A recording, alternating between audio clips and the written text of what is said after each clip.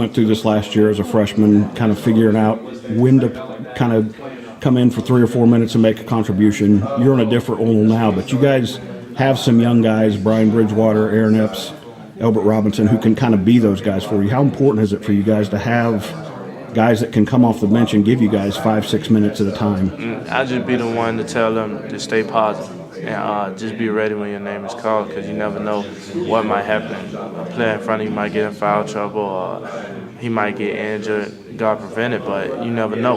So you just got to be prepared whenever it comes. You just got to stay positive. I mean, you can't have no negative thoughts, because that's a distraction. So I just let them know every day that I was in the same position I was in last year, and it's hard, but you got to overcome it for the team, so your team can be better.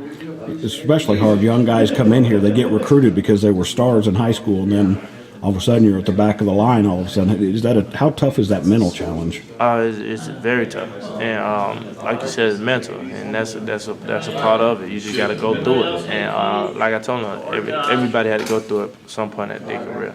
I mean, I remember last year Johnny sent me down telling me he had to go through it. So I just think if you got somebody in the position where you can follow them and they'll lead on the team, I just think that helps their position better. So I just try to be a leader for them and just let them know that your time's coming, so you just got to wait your turn. Now, obviously, Jarrell and Jordan would love to play 30, 35 minutes a game every night, but you know from being in the SEC last year, that's going to be tough to do every night. How important is it for those three guys in particular to give those two an occasional breather? Yeah, it's very important. Like I said, they're all capable. They're highly recruited, every last one of them, and I think Jalen is coming out of shell. Jalen is doing very well. I mean, Elps got in the last game and contributed some good minutes. Albert started at the beginning of the year, so all of them have a good bit of experience coming up to it. They just got to go out there and just play.